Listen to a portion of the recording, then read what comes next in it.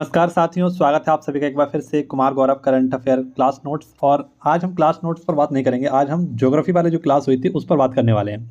तो रात में जो आपके 100 वन लाइनर क्वेश्चन थे उन सभी को मैंने बहुत ही बेहतरीन तरीके से टॉपिक वाइज आपके लिए तैयार किया है। तो सारे टॉपिक मैं आपको कराऊंगा बहुत ही कम समय में, बहुत ही अच्छा रिविजन कराऊंगा। हो सके तो आप इस वीडियो को अंत तक अवश्य देख लेना। काफ़ी ज़्यादा इंटरेस्टेड वीडियो मैंने आपके लिए बनाई है। और एक भी क्वेश्चन जो आपकी परीक्षा में नहीं आया हुआ है, ऐसा क्वेश्चन मैंने इसमें नहीं रखा है, वही क्वेश्चन रखे हैं जो आपकी परीक्षाओं में पूछे गए हैं। बहुत ही महत्वपूर्ण क्वेश्चन रहेंगे ये। तो केवल और केवल आपको इतना करना है, इतनी शक्ति दिखानी है कि आप इस वीडियो को पूरा देख सकें। ठीक है, तो देखते हैं किसमें पूरा दम है। और इस वीडियो को पूरा देखने का, वीडियो काफ़ी ज़्यादा इंपॉर्टेंट है, बहुत अच्छे तरीके से मैंने इसको डिज़ाइन किया है, आप सभी के लिए बनाने की कोशिश की है। ये आप देखेंगे तभी आपको पता चलेगा। देखिए, पहला हमारा टॉपिक है सौर मंडल। और सौर मंडल में ये कुछ क्वेश्चन जो सर ने कराए थे वो मैं आपको पहले कराता हूँ, उसके बाद जो मैंने तैयार किया है वो आपके लिए कराऊंगा। सौर मंडल के आंतरिक ग्रह कौन कौन से? तो बुध ग्रह है, शुक्र ग्रह है, पृथ्वी ग्रह और मंगल ग्रह है। इसके साथ साथ सौर मंडल के जो बाह्य ग्रह हैं वो कौन कौन से हैं? वो है आपका बृहस्पति, शनि, अरुण और वरुण। ठीक है, ये आप लोग क्वेश्चन देख लीजिए, उसके बाद अब मैं कराता हूँ अब आपको। तो ये आप लोग देख पा रहे होंगे स्क्रीन पर, ये है आपका सौर मंडल। और सौर मंडल में आप सभी को ये दिख रहा है सूर्य है, इसके बाद ये हमारा मरकरी है, ये वीनस है, ये आपका अर्थ है, अर्थ के बाद मार्स है, मार्स के बाद जुपिटर है, जुपिटर के बाद सैटर्न है, सैटर्न के बाद यूरेनस है, उसके बाद नेपच्यून है। तो ये हमारा आपका सौर मंडल है, यानी कि ये हमारा बुध, शुक्र, पृथ्वी, मंगल, बृहस्पति, शनि, अरुण और वरुण, ये हमारे 8 ग्रह हैं सौर मंडल में। ये आपने इसका चित्र देख लिया कि हमारा जो सोलर सिस्टम है वो कैसा है। अब हम इसके महत्वपूर्ण प्रश्नों को देख लेते हैं जो हमारे बनने वाले हैं। तो देखिए, सबसे पहले आप सभी को यहाँ चित्र में दिख रहा होगा कि सूर्य के सबसे नज़दीक जो ग्रह है वो हमारा कौन सा है? वो है हमारा मरकरी यानी कि बुध। और पृथ्वी के सबसे निकटतम जो ग्रह है वो है शुक्र। इसी को सांझ का तारा, भोर का तारा, इवनिंग स्टार, मॉर्निंग स्टार, पृथ्वी की बहन, सबसे चमकीला तारा इसी को कहा जाता है। जबकि सबसे गर्म ग्रह भी इसको ही कहा जाता है। जबकि मैं आपसे पूछूं कि सौर मंडल का सबसे छोटा ग्रह कौन सा है, तो वो है आपका बुध। और सौर मंडल का सबसे बड़ा ग्रह कौन सा है? वो है आपका बृहस्पति। ठीक है, इसी के साथ अन्य हमारे महत्वपूर्ण प्रश्न हैं जिनको हम देख। तो अभी हमने एक चित्र देखा, अब हम लोग जानते हैं सौर मंडल के परिचय के बारे में। तो सौर मंडल का परिचय देख लीजिए, बहुत ही सामान्य सा परिचय है। सौर मंडल का केंद्र कौन है? तो सूर्य, आप सभी को पता है। सौर मंडल में कितने ग्रह हैं? तो 8 ग्रह हैं। पहले 9 ग्रह थे, प्लूटो ग्रह को बाहर कर दिया गया है। सबसे बड़ा ग्रह कौन सा है? तो बृहस्पति है। सबसे छोटा ग्रह कौन सा है? तो वो बुध है। मैं आपको ये बोलकर बता चुका हूँ, यहाँ पर आप लोग इन्हें देख लीजिए। फिर आपसे पूछा है कि सौर मंडल का सबसे गर्म ग्रह कौन सा है? तो वो भी शुक्र है। ठीक है, अभी हम देखते हैं 8 ग्रहों के। सूर्य, सूर्य सबसे पहले हमारा आता है। और सूर्य के बारे में देखें तो सूर्य किस गैस से बना है? तो आप सभी को पता है, हाइड्रोजन और हीलियम से बना हुआ है। सूर्य की ऊर्जा का स्रोत क्या है? तो नाभिकीय संलयन सूर्य की ऊर्जा का आपका स्रोत है। नेक्स्ट, सूर्य का प्रकाश पृथ्वी तक पहुंचने में कितना समय लेता है? तो लगभग 8 मिनट 20 सेकंड ये समय लगता है पृथ्वी पर सूर्य का जो प्रकाश आता है। नेक्स्ट, आपसे पूछे कि सूर्य की सबसे बाहरी परत को क्या कहते हैं? तो कोरोना कहते हैं। और सूर्य की औसत तापमान कितना है? तो 5500 डिग्री सेंटीग्रेड ये सतह का तापमान है। लगभग 6000 डिग्री सेंटीग्रेड ये आपका तापमान है, ये आप लोग याद रखना। नेक्स्ट हम बात करें ग्रह, प्लैनेट्स। तो सौर मंडल का सबसे ठंडा ग्रह जो है वो कौन सा? यूरेनस है, जिसे हम लोग क्या कहते हैं? वरुण के नाम से जानते हैं। सबसे अधिक उपग्रह या चंद्रमा वाला जो हमारा एक ग्रह है वो कौन सा है आपका? बृहस्पति, लगभग 95। ये पुराना डाटा है लेकिन अब तो 100 प्लस पहुंच चुके हैं, है ना। तो वो इसका क्या है? उपग्रह सबसे ज़्यादा। तो आप लोग याद रखना, सबसे ज़्यादा उपग्रह किसके हैं? तो बृहस्पति के हैं। नेक्स्ट, कौन सा ग्रह अपनी धुरी पर सबसे तेजी से घूमता है? वो है आपका बृहस्पति। कौन सा ग्रह अपनी धुरी पर सबसे धीमे घूमता है? तो वो है शुक्र ग्रह। अभी हमने शुक्र के बारे में बहुत सारी बातें की थी। नेक्स्ट, सबसे लंबा दिन किस ग्रह पर होता है? तो शुक्र ग्रह पर। सबसे लंबा दिन किस ग्रह पर होता है? तो शुक्र ग्रह पर होता है। आई होप आपको ये वीडियो अच्छी लग रही हो। अगर वीडियो अच्छी लग रही है तो कमेंट बॉक्स में मुझे जरूर बताना। यहाँ पर आपको बहुत ही अच्छे अच्छे प्रश्न मैं कराने वाला हूँ जो आपने देखे भी नहीं होंगे, है ना। और यही प्रश्न अब परीक्षाओं में ट्रेंड में बन रहे हैं, है ना। कि बहुत सारे क्वेश्चन आप लोग पढ़ते हैं लेकिन ऐसे ही क्वेश्चन आपसे पूछे जाएंगे। पृथ्वी को नीला ग्रह क्यों कहा जाता है? तो जल की अधिकता के कारण पृथ्वी को नीला ग्रह कहा जाता है। पृथ्वी की सतह पर कितने प्रतिशत जल भाग है? तो 71% जल भाग है, आप सभी को पता है। नेक्स्ट, पृथ्वी का एकमात्र प्राकृतिक उपग्रह कौन सा? तो वो है चंद्रमा, आप सभी को पता है ये भी। नेक्स्ट, चंद्रमा पर गुरुत्वाकर्षण पृथ्वी के मुकाबले कितना है? तो 1/6% भाग, यानी मान लीजिए आपका 60% है, 60 किलो है, तो केवल कितना रह जाएगा? 6 किलो ही रह जाएगा। कितना? 6 किलो। नेक्स्ट, चंद्रमा का कोई वायुमंडल नहीं है। चंद्रमा का कोई वायुमंडल क्यों नहीं है? तो गुरुत्वाकर्षण बल कम होने के कारण चंद्रमा पर कोई भी वायुमंडल नहीं है। हम लोग वायुमंडल पर भी बहुत अच्छे से बात करने वाले हैं। अब देखिए, हमारा टॉपिक है अन्य खगोलीय पिंड। जैसे प्लूटो को ग्रहों की सूची से कब हटाया गया था? तो 2006 में हटाया गया था। नवग्रहों की श्रेणी में हटने के बाद प्लूटो को क्या कहा जाता है? तो बौना ग्रह कहा जाता है, ड्राफ्ट प्लैनेट कहा जाता है। ठीक है। नेक्स्ट आपसे पूछे, सौर मंडल की सबसे बड़ी चट्टान पट्टी कहाँ पर स्थित है? यानी क्षुद्र ग्रह जो बेल्ट है आपकी वो कहाँ पर है? तो मंगल और बृहस्पति के बीच स्थित है। सबसे बड़ा क्षुद्र ग्रह कौन सा है? तो सेरस। ये सबसे बड़ा क्षुद्र ग्रह आपको याद रखना है, सेरस।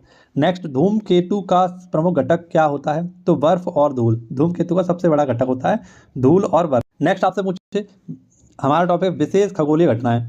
तो हैली का धूमकेतु कितने वर्षों बाद दिखता है? तो 76 वर्षों बाद दिखता है। देखिए बहुत सारे इंपॉर्टेंट क्वेश्चन करा रहा हूँ आपको, अगर वीडियो अच्छी लगी तो लाइक जरूर करना एक बार। सौर ग्रहों में सबसे तेज गति की परिक्रमा कौन करता है? तो बुध ग्रह करता है, आप सभी को पता है, अभी मैंने बताया। किस ग्रह को सुंदर ग्रह कहा जाता है? शुक्र ग्रह को कहा जाता है। किस ग्रह को लाल ग्रह कहा जाता है? मंगल ग्रह को कहा जाता है। किस ग्रह पर सबसे बड़ा ज्वालामुखी ओलंपस मॉन्स है? तो ये किस पर? मंगल पर है। मंगल के दो आपके उपग्रह हैं, डिवोस और फिवोस। कुछ इंपॉर्टेंट क्वेश्चन सौर मंडल से संबंधित खोजें जो हुई हैं, जैसे सूर्य केंद्रीय सिद्धांत किसने दिया था? कोपरनिकस ने दिया था। गुरुत्वाकर्षण बल की खोज किसने की थी? तो सर आइजैक न्यूटन ने की थी। सौर मंडल में ग्रहों की गति का नियम किसने दिया था? तो केपलर ने दिया था। पहला कृत्रिम उपग्रह कौन सा था? तो स्पुतनिक फर्स्ट 1957 में सोवियत संघ रसिया के द्वारा लॉन्च किया गया था। नेक्स्ट, पहला मानव जिसे चंद्रमा पर कदम रखा? तो नील आर्मस्ट्रांग थे, 1969 में इन्होंने रखा था चंद्रमा पर पहला कदम। नेक्स्ट हम लोग देखें ग्रहों के महत्वपूर्ण विशेषताएं, जैसे कौन सा ग्रह अपनी धुरी पर उल्टी दिशा में घूमता है? तो शुक्र। और एक कौन सा है? वरुण। नेक्स्ट, किस ग्रह का घनत्व सबसे अधिक है? तो पृथ्वी का। सौर मंडल का सबसे ठंडा स्थान कौन सा है? तो टाइटन, नेपच्यून का उपग्रह है ये टाइटन। नेक्स्ट आपसे पूछे, किस ग्रह को रिंग वाला ग्रह कहा जाता है? तो शनि को कहा जाता है। नेक्स्ट, शनि के छल्ले किसके बने हैं? तो शनि के जो छल्ले हैं वो बर्फ और चट्टानों के बने हुए हैं। नेक्स्ट, अंतरिक्ष में मिशन और शोध। तो भारत का पहला चंद्र मिशन कौन सा था? तो चंद्रयान फर्स्ट था, जो 2008 में लॉन्च किया गया था। फिर चंद्रयान सेकंड, ये 2019 में आपका लॉन्च किया गया। फिर चंद्रयान थर्ड जो आपका 2023 में इसको लॉन्च किया गया था, और ऐसी बात चल रही है कि चंद्रयान फोर्थ 2028 तक हम लोग लॉन्च कर देंगे, ये भी आपको याद रखना है। नेक्स्ट आपसे पूछे, भारत का पहला मंगल मिशन, तो ये 2013 में गया था, ये भारत का पहला मंगल मिशन था, ठीक है, मंगल पर जाने के लिए। अंतरिक्ष में जाने वाले पहली भारतीय महिला कौन थी? तो वैलेंटीना तेरेस्कोवा थी। नेक्स्ट, अंतरिक्ष में जाने वाले पहले व्यक्ति कौन थे? तो यूरी गार्गिन थे। नेक्स्ट, भारत का पहला भारतीय अंतरिक्ष यात्री कौन था? तो वो था आपका राकेश शर्मा, या ये थे राकेश शर्मा, ठीक है। नेक्स्ट हम लोग देखें, किस ग्रह पर एक दिन उसके एक वर्ष के बड़ा होता है? तो वो शुक्र। कौन सा ग्रह अपने अक्ष पर लगभग 90 डिग्री झुका हुआ है? तो यूरेनस। बृहस्पति का सबसे बड़ा उपग्रह कौन सा है? तो गैनीमीड, ठीक है, बृहस्पति का सबसे बड़ा जो उपग्रह है वो गैनीमीड है, और ऐसा माना जाता है सौर मंडल का भी सबसे बड़ा उपग्रह है गैनीमीड। सौर मंडल में सबसे अधिक झुका हुआ कक्षा कौन किस ग्रह की है? तो प्लूटो की। कौन सा ग्रह सूर्य के सबसे दूर स्थित है? तो नेपच्यून, यानी कि वरुण, वरुण कह सकते हैं हम लोग, सबसे दूर है, ठीक है। तो ये हमारे सौरमंडल से संबंधित सारे फैक्ट थे। अब हम लोग देखते हैं हमारा अगला टॉपिक क्या रहेगा। तो आई होप आपको पसंद आया होगा। देखिए अब यहाँ पर सर के द्वारा जो कराए गए थे क्वेश्चन, जैसे सूर्य के सबसे निकट कौन था? बुध था। सबसे छोटा ग्रह कौन सा था? बुध था। सबसे बड़ा ग्रह कौन सा है? बृहस्पति है। मंगल ग्रह को लाल ग्रह कहते हैं, और इसके उपग्रह कौन से हैं? फोबोस और डीमोस। नेक्स्ट, पृथ्वी अपने अक्ष पर पश्चिम से पूर्व घूमती है, तो 23 घंटे 56 मिनट 4 सेकंड में। नेक्स्ट, दिन रात की अवधि कब बराबर होती है? तो 21 मार्च और 23 सितंबर को इक्विनॉक्स से हम कहते हैं। अक्षांशों की संख्या कितनी है? तो 181, लेकिन इसमें से अगर हम लोग उत्तरी ध्रुव और दक्षिणी ध्रुव के जो पॉइंट है इनको हटा दें तो 179 ही हमारे क्या हो जाएंगी? अक्षांश रेखाएं हो जाएंगी। नेक्स्ट आपसे पूछे अंतर्राष्ट्रीय तिथि रेखा, तो हम किसे बोलते हैं? 180 डिग्री देशांतर को हम लोग अंतर्राष्ट्रीय तिथि रेखा बोलते हैं। पृथ्वी को कितने कटिबंधों में बांटा गया है? तो 24 कटिबंधों में बांटा गया है, यानी जोन में बांटा गया है। और सबसे ज़्यादा जोन जो है वो कहाँ पर? हमारे फ्रांस में है। कितने? तो 12 जोन है फ्रांस में। अमेरिका के पास भी हैं आपके 11, ठीक है। नेक्स्ट, पृथ्वी की आंतरिक संरचना। तो पृथ्वी की आंतरिक संरचना हम लोग एक इमेज की सहायता समझेंगे। पृथ्वी की आंतरिक संरचना, ये मान लीजिए हमारी पृथ्वी है, ठीक है, और इसको हमने 3 भागों में बांटा है। सबसे पहले अगर हम देखें तो हमारी सबसे ऊपरी जो परत होती है इसे हम बोलते हैं भूपर्पटी, और लगभग ये 33 किलोमीटर की है भूपर्पटी। इसके बाद हम देखें तो वो है हमारा मेंटल, है ना, जिसे हम मेंटल बोलते हैं। ये लगभग आपका 650 किलोमीटर का है, ठीक है। और इसके बाद आता है आपका कौन? आंतरिक क्रोड, जिसे हम क्रोड भी कहते हैं। ये क्रोड ये आपकी कितनी गहराई में है? तो लगभग 4600 किलोमीटर की गहराई में ये स्थित है, और टोटल अगर हम देखें तो 2900 किलोमीटर की ये गहराई है आपकी। लेकिन अगर हम लोग देखें कि पृथ्वी की जो त्रिज्या है वो कितनी है? तो 6370 किलोमीटर की पृथ्वी की त्रिज्या है। देखिए यहाँ पर एक इमेज की सहायता से मैं और आपको समझाना चाहता हूँ। जैसे कि हमने ये एक टुकड़ा निकाल लिया, किसका? पृथ्वी का, ठीक है। मान लीजिए सर ने बताया था आपको केक की सहायता से, उसी प्रकार समझ लीजिए। तो इसको भी हम लोगों ने किस प्रकार बांटा? देखो ऊपरी क्रस्ट है, और ये आपकी हो गई निचली क्रस्ट। इसके बाद ऊपरी मेंटल, और ये होगी आपकी निचली मेंटल। ये होगी बाह्य क्रोड, और ये होगी आंतरिक क्रोड। तो इस प्रकार से हमने पृथ्वी की असंबद्धताओं को बांटा है, और इनको 5 नामों से जाना जाता है। जैसे ये हमारी पूरी की कोर है, ये हो गया हमारा कौन सा? क्रस्ट। ये हमारी पूरी कोर हो गई, इसे हम बोलते हैं मेंटल। और ये हमारी ये पूरी कोर हो गई, इसे हम बोलते हैं क्रोड। अब इसको भी हमने बीच से काट लिया। अब बीच से काट लेंगे तो ये ऊपरी क्रोड हो जाएगी, निचली क्रोड हो जाएगी। ये ऊपरी बीच में से काट लिया तो ऊपरी मेंटल हो जाएगी, निचली मेंटल हो जाएगी। और इसको हमने क्रोड को काट लिया तो ये ऊपरी क्रोड हो जाएगा, और ये आंतरिक क्रोड हो जाएगा। तो आपने देखा हमने बीच में एक एक जो लाइन की है, इन लाइनों को हमने नाम रखा है। अब इन लाइनों का नाम क्या है? तो इसका नाम है कॉनरोड असमर्थता, इसका नाम है मोनरोविक्स असमर्थता, इसका नाम है रैपिटी, इसका नाम है गुटेनबर्ग और इसका माना लेहमैन। तो ये भी आपसे पूछ लेता है कि कॉनरोड असमर्थता किसके मध्य है? तो ऊपरी क्रस्ट और निचली क्रस्ट के मध्य। ऐसे ही आपको मोहो आपसे पूछे, मोहो इसका पूरा नाम दिया है यहाँ पे, हालांकि वैसे मोहो के नाम से जानते हैं। तो ये निचली क्रस्ट और ऊपरी मेंटल के मध्य है। रैपिटी की अगर हम बात करें तो रैपिटी जो है ऊपरी मेंटल और निचली मेंटल में है। गुटेनबर्ग ये निचली मेंटल और बाह्य क्रोड के मध्य है। और लेहमैन जो है वो बाह्य क्रोड और आंतरिक क्रोड के मध्य है। ठीक है, ये इनकी दूरियां हैं, कितने किलोमीटर गहरी है कौन सी। आई होप आपको समझ में आ रहा होगा।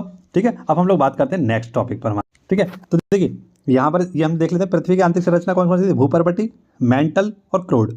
ये आपके SI और AI है ना, और ये SI और MG और ये NI और FE से बना हुआ है ना। तो ये भी हमें याद रखना है। अब भूकंप केंद्र, इसको भी हम लोग इमेज की सहायता समझेंगे। भूकंप केंद्र को, जहाँ पर हमें तरंगों का अनुभव होता है सबसे पहले, उसे हम भूकंप केंद्र या एपिसेंटर कहते हैं। लेकिन जहाँ से तरंगों का उद्गम होता है उसे हम क्या बोलते हैं? अधिकेंद्र बोलते हैं। ठीक है, नेक्स्ट महाद्वीप को क्या कहा जाता है? पेंजिया कहा जाता था। और महासागरों को क्या कहा जाता है? पेंथलासा। पेंजिया दो भागों में टूटा, अंगारा लैंड और गोंडवाना लैंड। इसको भी हम लोग इमेज की सहायता से देखते हैं। देखिए ये आपका भूकंप, अब भूकंप मान लीजिए फोकस है, यहाँ पर फोकस पर ये आपका आया। ठीक है, और इसी के 90 डिग्री सेंटर पर ये क्या होता है? ये उद्गम, इसकी किरणें दिखाई देती हैं। और भूकंप की 3 किरणें आप सभी लोग जानते होंगे, प्राइमरी, सेकेंडरी और टर्सरी। ये 3 प्रकार की आपकी क्या होती हैं? तरंगें निकलती हैं, जिनमें सबसे ज़्यादा खतरनाक होती हैं जो टर्सरी, यानी कि जिन्हें हम एल वेव्स भी कहते हैं, लव वेव्स भी कहते हैं। ये सबसे ज़्यादा खतरनाक होती हैं और ये इनकी तीव्रता बहुत अधिक होती है। हालांकि इनकी स्पीड कम होती है लेकिन तीव्रता बहुत अधिक होती है। जैसे अगर हम बात करें प्राइमरी की, तो ये तीनों ठोस, द्रव और गैस तीनों माध्यमों से निकल सकती हैं, लेकिन इनकी स्पीड बहुत अधिक होती है लेकिन तीव्रता बहुत कम होती है, यानी हानिकारक कम होती हैं। वहीं पर लव वेव्स जो होती हैं इनकी तीव्रता अधिक होती है लेकिन इनकी जो स्पीड होती है वो कम होती है। ये आपको याद रखना है। तो जहाँ पर ये आपका देखा जाता है सबसे पहले, जिसकी तरंगें देखी जाती हैं, जो खतरनाक तरंगें होती है, वो एल तरंग होती है, एपिसेंटर पर होती हैं। और जहाँ से आपका भूकंप उद्भव होता है वो उसको हम लोग फोकस कहते हैं। तो अब सब लोग समझते हैं कि ये भूकंप आते क्यों हैं। तो भूकंप आने का एक प्रमुख कारण होता है, देखिए इसको हम इस इमेज की सहायता समझ सकते हैं कि भूकंप आने के कारण क्या होते हैं। तो देखो भूकंप क्यों आता है? तो पृथ्वी की ऊपरी सतह टेक्टोनिक प्लेट से मिलकर बनी है, आप सभी को पता है। जहाँ भी प्लेटें एक दूसरे से टकराती हैं वहाँ भूकंप का खतरा पैदा हो जाता है। अभी हाल ही में आपने देखा होगा कि नेपाल में बहुत ही भयंकर एक भूकंप आया था जिसके झटके दिल्ली तक देखे गए थे, उत्तर प्रदेश के कुछ इलाकों में भी देखे गए थे। भूकंप तब आता है जब इन प्लेटों को एक दूसरे के क्षेत्र में घुसने की कोशिश करती हैं, यानी कि ये प्लेट है आपकी एक और एक प्लेट ये है। तो जब ये आपस में टकराती हैं, है ना, जब ये आपस में टकराती हैं और तब भी ये ऐसा होता है कि भूकंप के चांसेस रहते हैं। और जब ये प्लेट एक दूसरे से दूर होती हैं तब भी भूकंप के चांस रहते हैं। प्लेट्स एक दूसरे से रगड़ खाती हैं, उसमें अपार ऊर्जा निकलती है। आप सभी को पता है जब 2 पत्थर आपस में टकरेंगे तो क्या होगा, या 2 प्लेटें, कैसे भी समझ लीजिए आप, ऊर्जा उत्पन्न होगी।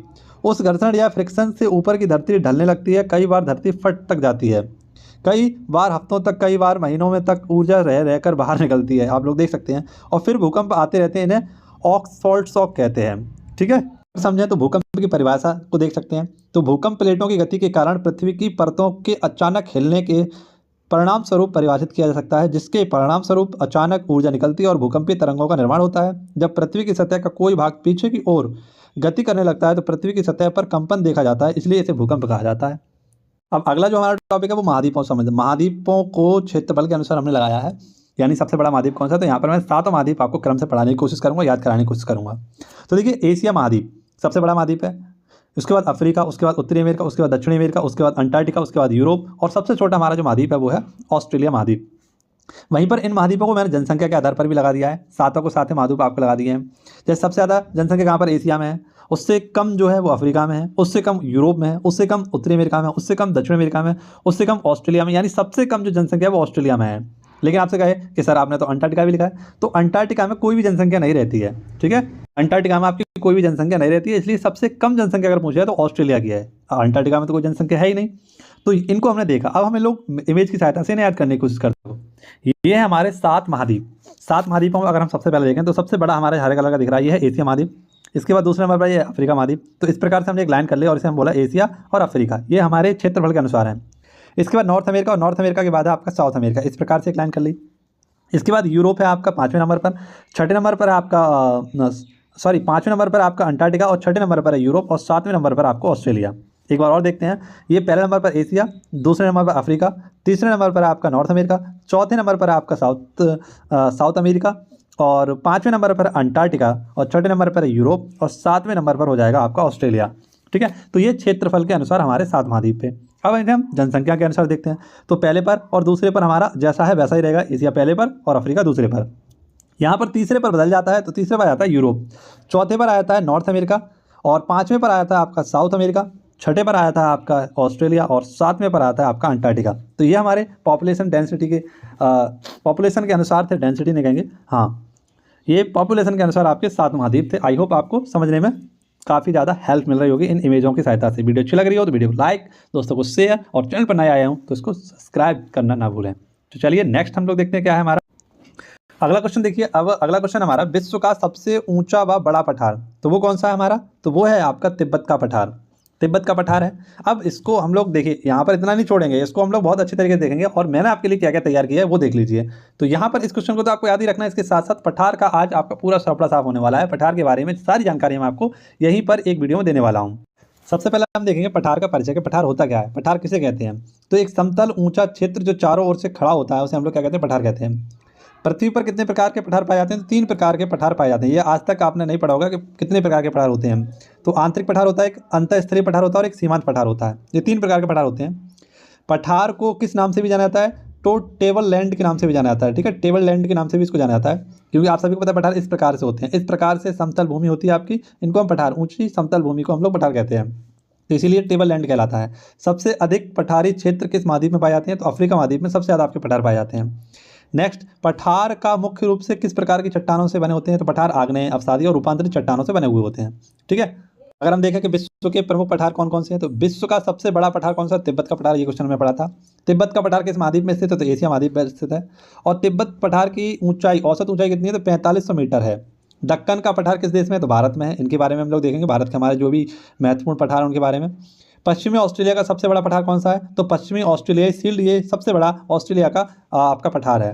एशिया के कौन कौन से पठार हैं? तो एशिया का सबसे बड़ा और ऊंचा पठार जो है वो आपका तिब्बत का पठार है। मंगोलिया का प्रसिद्ध पठार कहाँ पर है? तो मंगोलियाई पठार के नाम से प्रसिद्ध है, मंगोलिया में है। और ईरान का प्रमुख पठार कौन सा है? तो ईरानी पठार है।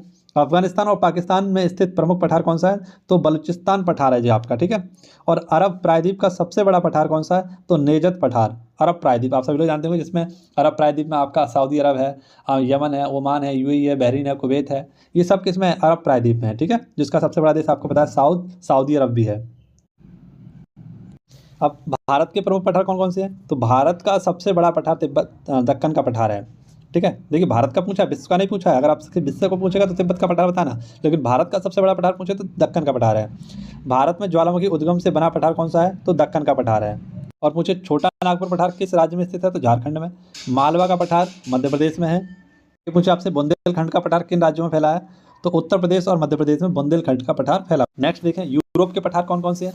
तो फ्रांस का प्रमुख पठार है आपका मासिफ सेंट्रल। फ्रांस का सबसे महत्वपूर्ण आपका जो पठार है वो कौन सा? मासिफ सेंट्रल। स्पेन और पुर्तगाल में स्थित पठार कौन सा है? तो मेसेटा का पठार। बहुत इंपॉर्टेंट क्वेश्चन, ROR में बहुत बार पूछा हुआ क्वेश्चन है ये। रूस का प्रमुख पठार कौन सा है? तो मध्य साइबेरियन पठार। स्कॉटलैंड में कौन सा प्रमुख पठार है? तो स्कॉटिश हाईलैंड्स। और फिनलैंड और स्वीडन में कौन सा पठार स्थित है? तो फिनलैंड और स्वीडन में स्थित है आपका स्कैंडिनेवियन पठार। ठीक है, अमेरिका के प्रमुख पठार देखें तो उत्तरी अमेरिका का सबसे बड़ा पठार है आपका कोलोराडो का पठार। कनाडा में कौन सा पठार स्थित है? तो लॉरेंसियन पठार जो आपका है वो यहीं पर है। दक्षिण अमेरिका का सबसे बड़ा पठार तो ब्राज़ीलियन पठार। पेरू और बोलिविया में स्थित प्रमुख पठार कौन सा है? तो एल्टीप्लैनो पठार है ये। और अर्जेंटीना का प्रमुख पठार कौन सा है? तो पैटागोनिया का पठार स्थित है, ये आपका अर्जेंटीना। ऑस्ट्रेलिया और ओशिनिया के प्रमुख पठार। नेक्स्ट, ऑस्ट्रेलिया का सबसे बड़ा पठार कौन सा है? तो पश्चिमी ऑस्ट्रेलिया पठार, अभी मैंने पढ़ाया था। न्यू गिनी में कौन सा प्रमुख पठार है? तो न्यू गिनी हाईलैंड्स। ऑस्ट्रेलिया का मध्य पठार स्थित है ग्रेट डिवाइडिंग रेंज में। ठीक है, नेक्स्ट आपका न्यूजीलैंड में कौन सा पठार स्थित है? तो वो कैंटबरी पठार है, और यहीं पर कैंटबरी घास के मैदान भी पाए जाते हैं। तस्मानिया का प्रसिद्ध पठार कहाँ पर है? तस्मानिया पठार ये है। तस्मानिया जो आपका एक देश है, एक द्वीपीय देश है तस्मानिया, जो आपको पता है अफ्रीका के दक्षिण में स्थित है, सॉरी ऑस्ट्रेलिया के दक्षिण में स्थित है। पठारों के बारे में थोड़ी सी और जानकारी, जैसे पठार किस प्रकार के खनिजों के लिए प्रसिद्ध हैं? तो लोहा, कोयला, तांबा और हीरे के लिए काफ़ी फेमस होते हैं। सबसे अधिक ज्वालामुखी पठार कहाँ पाए जाते हैं? तो प्रशांत महासागर के आसपास पाए जाते हैं। भारत का कौन सा पठार कोयला उत्पादन के लिए प्रसिद्ध है? तो छोटा नागपुर पठार। पठारों का निर्माण मुख्य रूप से किस प्रक्रिया से होता है? तो विवर्तनिक, हलचल और ज्वालामुखी गतिविधियों से। नेक्स्ट, पठारों पर कृषि के लिए कौन सी फसल उगाई जाती है? तो कपास, तंबाकू और मूंगफली। पठारों पर कृषि के लिए कौन सी फसलें उगाई जाती हैं? तो ये हमारी कृषि की फसलें हो जाती हैं। जैसे आपसे पूछे दुनिया का सबसे बड़ा ऊंचा पठार तिब्बत का पठार। दुनिया के कितने प्रतिशत भूभाग पर पठार हैं? तो 33% क्षेत्र पर आपके पठार हैं। नेक्स्ट, कौन सा पठार अफ्रीका का ऊंचा महाद्वीप बनता है? तो दक्षिण अफ्रीकी पठार से ऊंचा महाद्वीप बनता है। ठीक है। किस पठार को भारत का हृदय कहा जाता है? तो मालवा के पठार को भारत का हृदय कहा जाता है। दक्कन के पठार का विस्तार कहाँ तक है? तो सतपुड़ा और विंध्य पहाड़ियों से लेकर दक्षिण तक दक्कन के पठार का विस्तार है। ठीक है। तो ये हमारे पठारों से संबंधित महत्वपूर्ण फैक्ट थे। अगर आपका इस वीडियो को भरपूर सहयोग और सपोर्ट मिला तो मैं आपके लिए बहुत ही अच्छे नोट्सों के द्वारा पूरी ज्योग्राफी, हिस्ट्री, पॉलिटी को समझाने वाला हूं। तो केवल और केवल आपको इस वीडियो को प्यार देना है, दिखाना है कि आप लोग को नोट्स और मेरे द्वारा पढ़ाया हुआ पसंद आ रहा है। तो मैं आपको बहुत सारी चीज़ें प्रोवाइड कराने वाला हूँ आने वाले कुछ वीडियो में। नेक्स्ट क्वेश्चन देखिए, एशिया की सबसे लंबी नदी कौन सी है? तो यांगटीसी यांग। ठीक है, जो कि चीन में बहती है। और अफ्रीका की और विश्व की सबसे लंबी जो नदी है वो आपकी नील नदी है, जो 6650 किलोमीटर की है आपकी, जो कि मिस्र में बहती है। ठीक है। हालांकि ये दो नील से मिलकर बनी है, एक ब्लू और वाइट नील, जो कि खार्तूम में मिलती है और एक नील बन जाती है। ठीक है। विश्व की सबसे लंबी नदी है ये। कैस्पियन सागर की अगर हम बात करें तो ये 5 देशों से इसकी सीमा लगती है। ईरान, अजरबैजान, रूस, तुर्कमेनिस्तान और कजाकिस्तान, इन 5 देशों से इसकी सीमा लगती है। और विश्व की सबसे बड़ी खारे पानी की झील है कैस्पियन सागर, आपको वो याद रखना है। विश्व में सर्वाधिक वर्षा वाला स्थान कहाँ पर है? तो मासिनराम में। नहरों का देश किसे कहते हैं? पाकिस्तान को। जबकि नदियों का देश किसे कहते हैं? बांग्लादेश को कहते हैं। तो यहाँ पर हम लोग कुछ उप नाम जो हैं कुछ महाद्वीपों के, कुछ देशों के, यानी कि बहुत सारे उपनाम रखे गए हैं। तो ऐसे ही हम लोग कुछ देशों के उपनामों को देखेंगे, कुछ स्थानों के उपनामों को देखेंगे, जो आपके लिए काफ़ी ज़्यादा इंपॉर्टेंट रहेगा। देखिए यहाँ पर हम लोग देखेंगे देश और स्थानों के जो भौगोलिक या प्रचलित नाम है उनको। जैसे हाथियों का देश किसे बोलते हैं? तो लाओस को। लेकिन आपसे पूछा कि सफ़ेद हाथियों का देश किसे बोला जाता है? थाईलैंड को। लेकिन हाथियों का देश किसे बोला जाता है? लाओस को। चीनी का कटोरा किसे बोला जाता है? क्यूबा को। पूरब का मोती किसे बोला जाता है? सिंगापुर को। झीलों का देश किसे बोला जाता है? फिनलैंड को। मध्य रात्रि का सूर्य कहाँ निकलता है? तो ये किसको बोलते हैं? नॉर्वे को बोलते हैं। ऐसे आपसे पूछे यूरोप का हृदय किसे बोलते हैं? तो स्विट्जरलैंड को बोलते हैं। नहरों का देश है ना, नहरों का नगर, माफ़ करना, नहरों का नगर किसे बोलते हैं? तो वेनिस को बोलते हैं। देखिए अब हमने यहाँ पर 2-3 क्वेश्चन देख लिए। आपसे पूछे नहरों का देश, तो वो कौन है? पाकिस्तान। नदियों का देश कौन है? बांग्लादेश। और नहरों का नगर, यहाँ पर बहुत ही लेटेस्ट क्वेश्चन है, नहरों का नगर किसे बोलते हैं? वेनिस। और ये कहाँ पर? इटली में है। भूमध्य सागर का द्वार किसे बोलते हैं? जिब्राल्टर को। अंध महाद्वीप किसे बोलते हैं? तो अफ्रीका महाद्वीप को। पैगोडाओं का देश किसे बोलते हैं? म्यांमार को। सूर्योदय का देश किसे बोलते हैं? जापान को। पवित्र भूमि यरूशलेम, जो कि आपके इजराइल में है। 7 पर्वतों का नगर रोम को बोलते हैं। यूरोप का स्वर्ग स्विट्जरलैंड को बोलते हैं। नेक्स्ट वहीं आपसे पूछे दुनिया की छत पामीर का पठार, निषिद्ध शहर लहासा, सफ़ेद हाथियों का देश थाईलैंड। देखिए आगे क्वेश्चन, सफ़ेद हाथियों का देश थाईलैंड और हाथियों का देश लाओस। लौंग का द्वीप जंजीबार अफ्रीका। स्वर्णिम द्वार का शहर तो सैन फ्रांसिस्को, जो कि यूएसए में है। यूरोप का मरीज तुर्की। कंगारुओं का देश ऑस्ट्रेलिया। चीन का शोक वांगो नदी। सांपों का देश ब्राज़ील। और नेक्स्ट आपसे पूछे पिरामिडों का देश कौन सा है? तो मिस्र होता है हमारा। ठीक है। तो ये भी हमने देख लिया यहाँ पर। नेक्स्ट हमारा क्वेश्चन है, क्या पूछा गया आपसे कि विश्व का सबसे बड़ा मरुस्थल कौन सा? सहारा मरुस्थल। बोल्टा झील कहाँ पर है? तो घाना में। और मानव निर्मित झील है आपकी उष्ण घास के मैदान, सवाना घास के मैदान। शीत घास के मैदान, वेल्स के मैदान, जो कि अफ्रीका में स्थित हैं। और यूक्रेन में घास के मैदानों को हम लोग क्या बोलते हैं? स्टेपीज बोलते हैं। तो यहाँ पर हम लोग जितने भी हमारे घास के मैदान हैं उनको एक बार देख लेते हैं, कौन कौन से हमारे घास के मैदान हैं। और ये मैचिंग में भी काफ़ी बार पूछ ले जाते हैं, तो इनको हम लोग देख लेते हैं। यहाँ पर हम लोग देखिए प्रमुख घास के मैदान कौन कौन से हैं। घास की भूमि ऐसी जो कैसी शीतोष्ण कटिबंधीय है, घास भूमियों में स्थानीय नाम हैं। ये केवल शीतोष्ण घास के मैदान है। ठीक है। जैसे आपसे पूछे कि पंपास, ये अर्जेंटीना, उरुग्वे और ब्राज़ील में स्थित है, लेकिन हालांकि वैसे मुख्य रूप से अर्जेंटीना में। वेल्स ये आपके दक्षिण अफ्रीका में है। कैंटबरी ये आपके न्यूजीलैंड में है। डाउन्स ये आपके ऑस्ट्रेलिया में है। स्टेपी आपसे पूछे तो ये बेसिकली आपके वैसे तो यूक्रेन में है, लेकिन पूर्वी यूरोप और मध्य एशिया के मध्य भी ये माने जाते हैं। प्रेरी घास के मैदान ये उत्तरी अमेरिका में है। और पुस्ताद घास के मैदान ये आपके हंगरी में है। ठीक है। तो ये आप लोगों को याद रखना है, ये हमारे कुछ शीतोष्ण घास के मैदान थे। आई होप आपको समझ में आएंगे। चलिए नेक्स्ट क्वेश्चन पर चलते हैं। नेक्स्ट, हीरे की खान, तो ये कहाँ पर है? किम्बरले अफ्रीका में। नेक्स्ट, ग्रीनलैंड विश्व का सबसे बड़ा द्वीप है। और आप सभी पता है ग्रीनलैंड जो है ये प्रशासनिक रूप से देखें या राजनीतिक रूप से देखें तो ये किसके पास है? डेनमार्क के पास है। लेकिन भौगोलिक रूप से ये उत्तरी अमेरिका के पास है। क्यूबा इसे हम चीनी का कटोरा कहते हैं। और राजधानी इसकी क्या? हवाना, युकाटन चैनल, जो कि मैक्सिको और क्यूबा के मध्य स्थित है। बोलीविया की राजधानी, तो ये बोलीविया की राजधानी लापाज, जो कि ऊंचाई पर स्थित सबसे महत्वपूर्ण राजधानी, सबसे ऊंचाई पर स्थित है ये आपकी लापाज। नौकागम्य झील ये आपकी टिटिकाका झील है जो कि पेरू और बोलीविया की सीमा पर स्थित है। पृथ्वी के फेफड़े किसे बोलते हैं? तो अमेजोन वर्षा वन को बोलते हैं जो कि ब्राजील में स्थित है। एंजिल जलप्रपात ये कैरो नदी पर है जो कि वेनेजुएला में है और वेनेजुएला की राजधानी है कराकस। अर्जेंटीना का हृदय किसे बोलते हैं? तो पंपास घास के मैदान को बोलते हैं। पो नदी इटली की गंगा। तो यहाँ पर हमने बहुत सारे प्रश्न देखे। अब उन्हीं में से मैंने कुछ टॉपिक बनाए, जैसे हमारे कुछ महत्वपूर्ण जलप्रपात हैं, यहाँ से क्वेश्चन बन जाता है, ठीक है। और देश की राजधानियों से भी हमारे बहुत सारे क्वेश्चन बन जाते हैं। तो इनको हम दोनों टॉपिकों को देखेंगे बहुत ही बेहतरीन तरीके से। तो देखिए साथियों, विश्व के प्रमुख जलप्रपात कौन कौन से हैं? विश्व के प्रमुख जलप्रपात, दुनिया का सबसे ऊंचा जलप्रपात कौन सा है? तो एंजल फॉल्स जो कि वेनेजुएला में स्थित है, अभी हमने बात की। सबसे चौड़ा जलप्रपात कौन सा है? तो खोगेर फॉल्स जो कि लाओस में स्थित है, सबसे चौड़ा जलप्रपात है। सबसे अधिक जल प्रवाह वाला जलप्रपात कौन सा है? तो वो है वायामा फॉल्स जो कि कांगो देश में है, अफ्रीका महाद्वीप में है। सबसे प्रसिद्ध जलप्रपात कौन सा है? तो नियाग्रा जल फॉल्स जो कि अमेरिका और कनाडा की सीमा पर स्थित है। सबसे अधिक स्तरों स्टेप्स वाला जलप्रपात कौन सा है? तो एंजल फॉल्स, ठीक है। नेक्स्ट आपसे पूछे जलप्रपात कहाँ स्थित है? तो एंजल जलप्रपात स्थित है आपका वेनेजुएला में। विक्टोरिया फॉल्स किस नदी पर स्थित है? तो जाम्बेजी नदी पर है, काफ़ी इंपॉर्टेंट है, अफ्रीका महाद्वीप में। नियाग्रा फॉल्स ये किन दो देशों के बीच है? तो ये अमेरिका और कनाडा के मध्य स्थित है। इगुआजू फॉल्स ये कहाँ पर है? ब्राज़ील और अर्जेंटीना की सीमा पर है, मोस्ट इंपॉर्टेंट है। नेक्स्ट आपसे पूछे गोक्टा जलप्रपात ये पेरू में स्थित है, कहाँ पर है? पेरू में, गोक्टा जलप्रपात। नेक्स्ट आपसे पूछे नियाग्रा जलप्रपात किस नदी पर स्थित है? तो नियाग्रा नदी पर है। इगुआजू जलप्रपात किस नदी पर है? तो इगाजू नदी पर है। गुलफॉस फॉल्स ये आइसलैंड में स्थित है। और होंगगुसु फॉल्स ये कहाँ पर है? तो ये चीन में है, अभी सर ने भी इसके बारे में बताया था। होंगगुसु फॉल्स ये कहाँ पर है? चीन में स्थित है।